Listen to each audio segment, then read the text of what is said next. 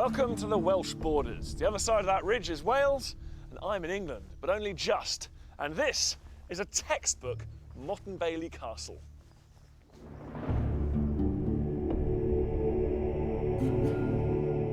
It was the Normans who famously built Motte and Bailey castles, and this one here at Longtown is one of just dozens spread through this part of the country. What were the Normans trying to achieve here? How were they using these castles to impose their control across great swathes of the British landscape? And why are there so many of them in this part of the Welsh borders?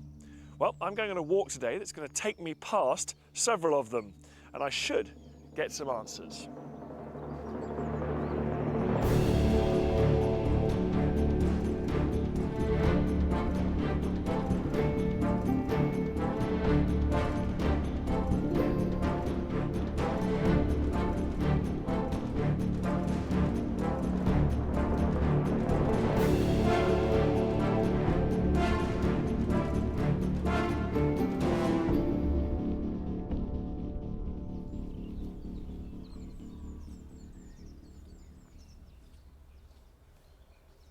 This really is a classic Motte and Bailey castle. I'm in the Bailey area down here now. That man-made earth mound is the motte, and there's a stone keep on top, which is about 150 years after the Norman conquest. But it seems very likely this would have been an important military position right the way through the Norman period. And it's one of just dozens in this area. Just take a look at this map. There's a motte here, a motte there, and also a motte there. But in the case of this particular castle, the extraordinary thing is there's another one about a 5-minute walk down the road. I've come to this packed corridor of medieval history to understand how the Normans consolidated their rule following their victory at Hastings. Throughout much of England, they inherited an efficient, well-organised state from the Saxons. Here, around the valley of the River Monnow, the situation was very different, and from the outset, it's clear that the Normans made quite an impact. Oh yeah, there it is. The unmistakable lump. Another Norman motte. I love the way this one's just in someone's back garden.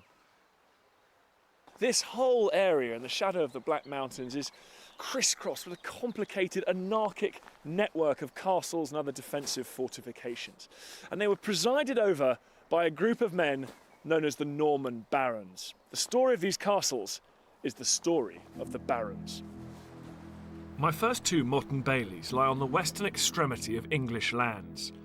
The Black Mountains make a superb natural boundary, so it's no surprise they still form part of the modern Anglo-Welsh border. Moving south, the border begins to follow the route of the River Monnow, and my walk explores the landscape and some of the many castle sites in and around the valley. But on my way to the start of the walk, there's one site which demands to be visited. This cluttered heap is actually the motte of a castle called Ewyas Harold. Now, actually it doesn't look like much, but it is a historical gem because this place has a claim to being the first Norman castle ever built in Britain. In fact, it's so old that it was actually built before the Norman invasion. Ewyas Harold, with its back to the Welsh mountains, stands at the confluence of the Monnow and the Dore rivers. You only have to look at the landscape from above to appreciate the site's potential as a communications control centre. In 1050, the King of England, Edward the Confessor, sanctioned the building of this castle here. Now, it's often forgotten that Edward had spent much of his childhood, his formative years, in Normandy. He was almost more Norman than English. And even after he returned here to take the throne of England, he retained lots of Norman advisors, and they were responsible for the building of this castle. So this is a pre-Norman Norman castle. I find it quite extraordinary that a milestone in British military history like Ewyas Harold today goes almost unnoticed. Another small blip on the Ordnance Survey map, a loosely demarcated area tended only by a band of friendly goats. Shortly after the Norman conquest, this castle was refortified by a man called William Fitz-Osborne, who was a close advisor and a relative of William the Conqueror. He was the first Norman to have a big impact on this part of the country. You can see the Monnow Valley there stretching directly from England towards Wales. So this is the route he and his followers must have taken. I always imagine it like tentacles of Norman influence spreading ever further inland. FitzOsborne kicked off an intense period of castle building. It formed the backbone of efforts to bring the turbulent Welsh borders under Norman control, and my walk today explores the purpose of these castles, set amid the stunning landscape of the Monnow Valley. From the Welsh side of the river, I'll be setting off from the imposing White Castle. There's already a popular route here called the Three Castles Walk, leading me east across farmland to meet the Monnow at Skenfrith Castle. I'll then head upstream, following the modern England-Wales border, across the most fertile land and through ancient woodland to reach the third castle. It sits overlooking the river at Grosmont, surrounded by church and village. To end my walk, I'll cross the river border to England, and in particular to Kentchurch, seat of the Scudamore family. Here I'll drop in on 1,000 years of family history before ascending the giant Garway Hill, a famed border viewpoint, the ideal place to assess the landscape that the Normans worked to bring under control. And in 1067, all of this land on both sides of the Monnow was in the hands of William FitzOsborne, the Conqueror's great Earl of Hereford. Welcome to Wales. I've come a few miles south of Ewyas Harold, and yet now I'm in Wales. But really these modern borders aren't much help in 11th century terms. Back then, this area was neither totally English nor totally Welsh. Which goes some way to explaining the impressive nature of the start of my walk here at White Castle. I haven't actually been here since I did a rather geeky road trip with my dad when I was about 11 through the Welsh castles, and I'd forgot just how complete this one is. It's stunning. If Ewyas Harold represents phase 1 of Norman castle building in this part of the country, this and others is phase 2. White Castle enjoys a spectacular outlook, set high, overlooking the low ground around Abergavenny. It's regularly touted as a Norman castle, yet, like so many medieval castles, most of what we see here today was added a good deal after the Normans. So to find out what was happening here shortly after the conquest, I've arranged to meet David Austin, Professor of Archaeology and an expert in medieval landscapes and settlements. And on a day like today, where better to discuss such matters than from the top of a castle. What you get when you get up here is this absolutely incredible view. Wow. Amazing, isn't it? You're looking slam right across into Wales and these wonderful rolling hills in this direction and straight across to England over there. Does the high number of castles around here basically mean this was sort of the Badlands, no man's land? The way I like to think of it really is this is liminal country, this is frontier country. And it's best to think of this region as really made up a whole patchwork quilt of these small local power brokers operating within river valley systems and so on, who acknowledge some power structure above them. And I don't think they're bad lands, but it needs controlling, and the Normans have to invent a way of controlling it. What do they invent? Well, what they use is a concept I think which really comes out of the great period of Charlemagne. Creates this thing called the march. Now the march comes from a German word, an old German word, which means the boundary, the edge, the mark. And this is what Charlemagne did. He created these great marches around the edges of his empire. He used those as the buffer zones while he established this incredible Charlemanic Empire right at the core, which became, of course, the Holy Roman Empire. And what happens on this march? You just send some of your toughest guys out and say, look, I don't care what you do, but just keep that border safe for me. It's sort of like that. A march or contract is, if you can hold it, you can run it, and you can exploit it to your greatest extent if you want. And by the way, because you're on a boundary, if you want to go further, everything beyond you, you take, you hold, it's yours. They're given subregalian powers. In other words, they're allowed to act as if they're kings in their own territories. And so William Fitzosborne is sort of entrusted with this, like this buffer zone, but by William the King, is he? Yes, he is. Well, William Fitzosborne was one of the dozen or so men in 1066. And I like to think of them as a band of brothers. They grew up together, they fought together, they knew to trust each other in battle. But what do we know about Fitzosborne in this part of the country? Well, we don't know a great deal about him, to be honest. We know he's given this great lordship, and we hear of him building castles. But as far as the legacy is concerned, of course, we're looking back through all this wonderful march of history, and he's the progenitor. He's the origin myth of the whole of the march. So we feel we know more about Fitzosborne than we actually do. And this castle that's standing in here right now, where does this fit in, do you think? Well, it's an absolutely classic example. It looks for all the world as this is a very, very early castle. You would expect it to be a Fitzosborne castle, most of the speculation in guidebooks and so on, but actually there isn't a shred of evidence.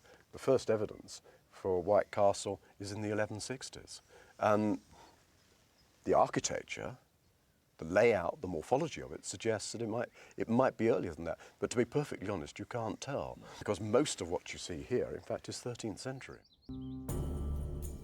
So we know Fitzosborne was here, effectively acting as king in his new Marcher earldom. But frustratingly, as I set off on the first leg of my route, the extent of his actions here are unclear, lost in a land where royal record-keeping did not apply. And by the middle of 1071, less than 5 years after the invasion, William Fitzosborne was dead. His son and heir, Roger, would prove to be a liability, breaking the bond of the band of brothers, rebelling against William the Conqueror and losing the great Fitzosborne earldom in the process. Never again would the Norman kings grant one individual so much land and power in one area. For my walk today, though, the demise of the Fitzosbornes was a turning point. The area of the three castles would now become one small barony. I've started the walk at the White Castle, which of the three castles is the furthest west. It's the one that juts provocatively into Welsh territory. The other two are alongside the River Monnow, heading back towards the English heartland.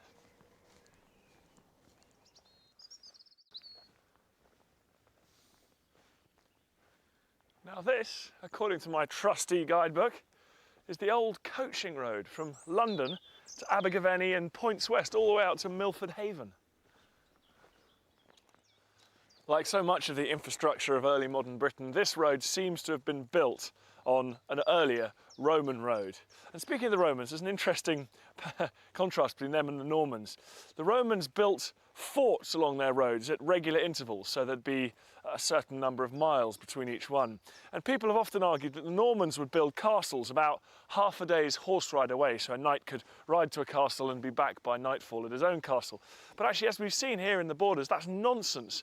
Castles were built haphazardly to meet different threats at different times by all sorts of different barons.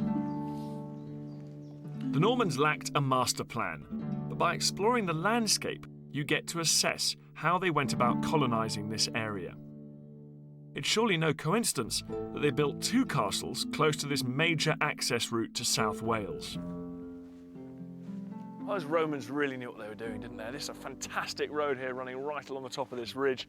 There's a beautiful view from here of the Monnow River Valley. It comes up through there in a great curve and into the Black Mountains. And of course, it flows that way where Chepstow, the great seat of Norman power, the base of William Fitzosborne himself, was. But from this high point, it's downhill for me, to the second of my three castles. Tucked quietly away in a natural surround of hills is the delightful village of Skenfrith. After the Eagle's Nest vantage point of White Castle, you couldn't imagine a more different setting. And like White Castle, the great stone walls here are from the early 13th century. But Skenfrith has no large motte, no ditch or moat, and it's surrounded by higher ground.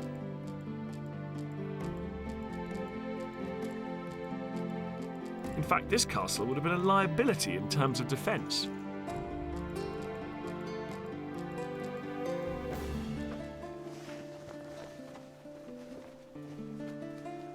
Aha! One of the key reasons for the siting of this particular castle, the Monnow River. The truth of Skenfrith is that it didn't play any part in the early Norman settlement of the March. There's no evidence of a castle being here until around 1140, 70 years after Fitzosborne's death. King Stephen, the last of the true Norman kings, would have been on the throne, by which time the invaders had become the establishment, and Norman dominance had spread west, deep into Welsh territory. So although these ruins are post-Norman, the River Monnow was always an absolutely central strategic corridor for the Normans, particularly because it led downstream to Chepstow and Monmouth, the two great centres where the Norman lunge into South Wales was really being planned from. And all the way up the river, you see on this map a series of motte and bailey castles. There's one here, one up here at Grosmont, where I'll be going later, and right the way around to places like Ewyas Harold and Longtown, which are all part of the Monnow River system. And the map also shows us one other fascinating thing about this particular area, a place called Newcastle, appropriate enough. It was an early Norman motte and bailey castle. And it does seem that that castle, high up there in the hills, could have been the focus of the early Norman efforts. But this place, Skenfrith, was developed later as the Normans moved from the phase of conquest to consolidation. Today, the Monnow seems like an irregular, shallow stream, but the castle here once had a wharf, proving that boats could pass from the Bristol Channel and up towards the Welsh hills. It also proves that by the end of the Norman period, transport and communications along the Monnow Valley were certainly important.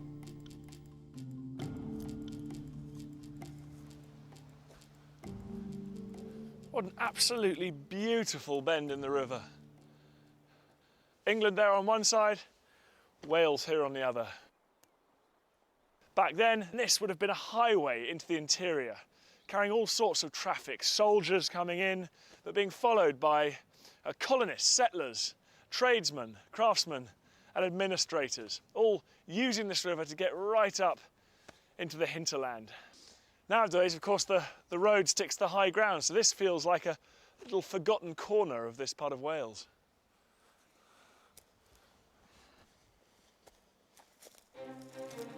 In rugged areas like this, river valleys were always prime agricultural strips. But in the 11th century, farming here lacked the market towns and the economy of the Saxon heartlands. The barons cemented their own power by overseeing a process of civilization, encouraging new settlers from both England and Normandy. And as my walk climbs towards Grosmont, the landscape still shows signs of how the barons managed the activities of the population. Vast tracts of land became subject to forest law, a concept the Normans brought with them from the continent. Here, the barons were lawfully allowed to control access and administer their own swift justice. We think of forests as wooded areas, but forest law applied to up to half of the land in the area. It was an authoritarian regime, enabling the minority to dominate the majority.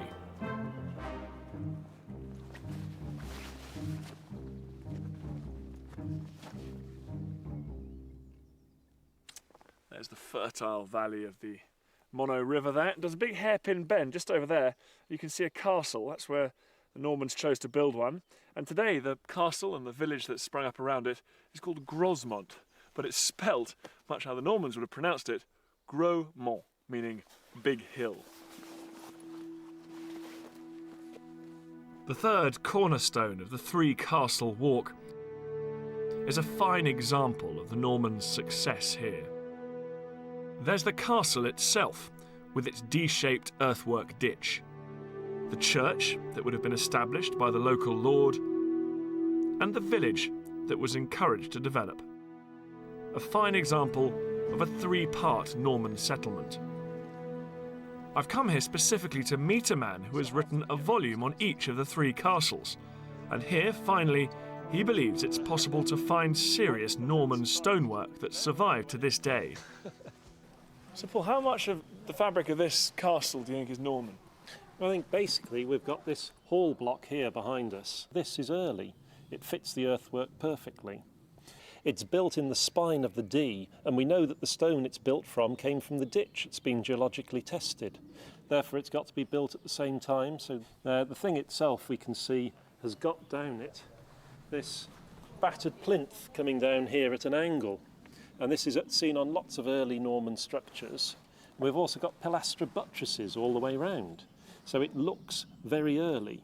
So what's the proof? How do we know William FitzOsborne was here? Well, he made a lot of grants to his own abbey, Lear, in Normandy, and one of them was the Forest of Grosmont and the nearby church. Oh, perfect. And there we've got the original Latin about him granting the Forest of Grosmont. Fantastic. So we know that this was his barony. This was his domain. His yes. domain, yeah. Yes. So do you think William FitzOsborne actually built and would have occupied this building? I think quite likely he never even got here. I mean, he may have dashed up and down the border once or twice, but he was such a busy man. He was too busy running the country as regent for William I.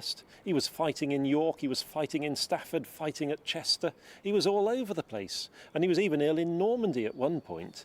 So I don't think he'd have actually got here until 1070, which would only have left him a few months here before he was killed. So I think it was all lieutenants doing the work. And when do you think this hall then might have been completed? My suspicion is it was built by 1135. It's purely for living in. It's show off, it's power. And it would have been beautiful with 11 windows on the ground floor, massive windows up above. It would have looked absolutely gorgeous, whitewashed. It would have dominated the entire district, and you'd have known somebody of substance was here. So by 1135, the Norman barons were building great halls rather than great fortresses. Just 2 generations after the conquest, the Monnow Valley was not a warlike borderline. It was a settled Norman land. Back at White Castle, with its prominent position facing into Wales, the original intention may well have been to create an impregnable fortress at the edge of the Norman Empire. But within decades, the boundary line had moved west, through Wales, and even into Ireland, leaving the 3 castles to become the elaborate status symbols of a succession of medieval lords. To end my walk, I'm off to see a remarkable example of the Norman settlement of these borders.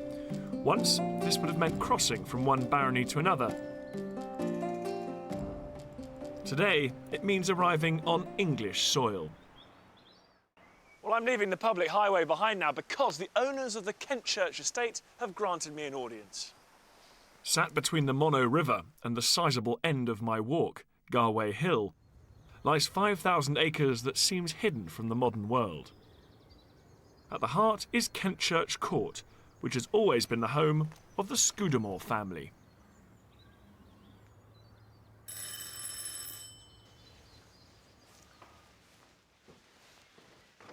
Hello, Jan. Dan, good morning to you. Welcome to Kentchurch. Thank you very much. Very well. What a beautiful view. Jan Lucas Scudamore is the current chatelaine of Kentchurch Court. Her home dates back to the 14th century. Her deer park is almost certainly older than that. But having done some homework before this walk, I know that neither are as old as the family itself. So, on the internet, we have found, you couldn't make this up, we found an American called Warren Skidmore, and he claims to be part of your family, I suppose, and he's written a massive history from the Norman conquest onwards. He's amazing. He came to stay here a few years ago, and I think he must be about 90, and I think keeping up with the Scudamores, their lineage, keeps him going, because he is the definitive chronicler of the Scudamores, and thank goodness we've got him. But what's the Skidmore all about? Surely that's some sort of American adaptation. No, Skidmore was the original pronunciation. And over the years, I suppose like all people, the way they formed their letters changed, and so Skidmore became Scudamore. But originally, when they came over from Normandy, they were called Escudamore, which I think loosely translated as the Shield of Love. So you guys must have a whole chapter in this book. We've got quite a few pages you can see here. Burke's Landed Gentry. Ralph living 1086. This does seem to agree with Warren Skidmore. And it's quite interesting that originally they started off as Walter, and in fact Ralph, who came here and worked at the castle. at Ewyas Harold for Edward the Confessor. So hang on, so your first Scudamore we got actually arrived before the Norman invasion? Yes. Pages and pages of people who've been here ever since.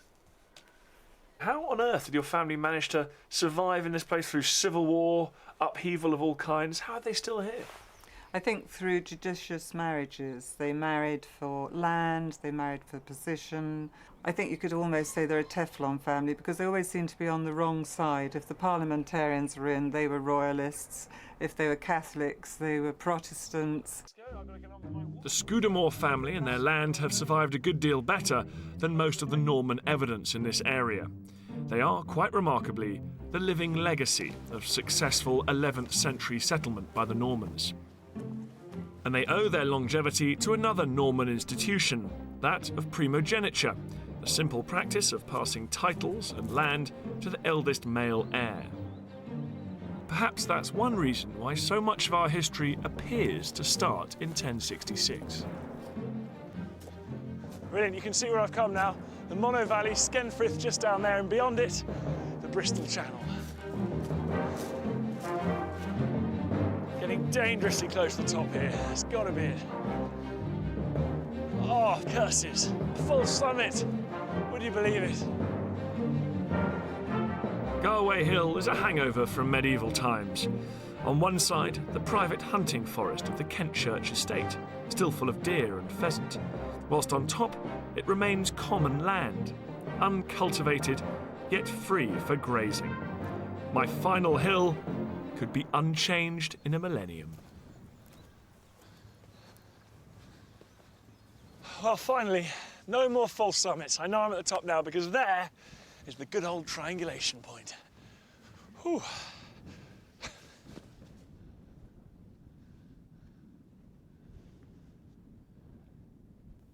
Extraordinary view from up here. You see right across England and Wales. Apparently on a clear day you can see 7 counties.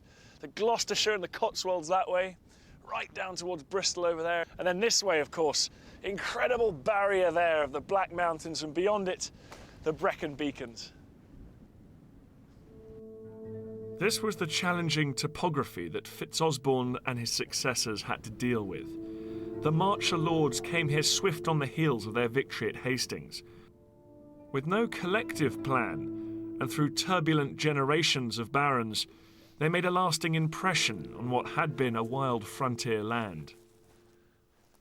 I came here today to where England meets Wales, not just to look at how the Normans came to dominate these valleys here, but to show that the conquest is so much more than just an English story. What happened right here was a microcosm. After the Battle of Hastings, the Normans spread out in a chaotic, violent, unplanned way right through England, Wales, Scotland and Ireland. It was one of the greatest imperial expansions in the history of the British Isles. Join me next week when I'll be in Yorkshire, an area that suffered terribly at the hands of the Normans, but was ultimately left with one of their greatest legacies, the great abbeys of the north.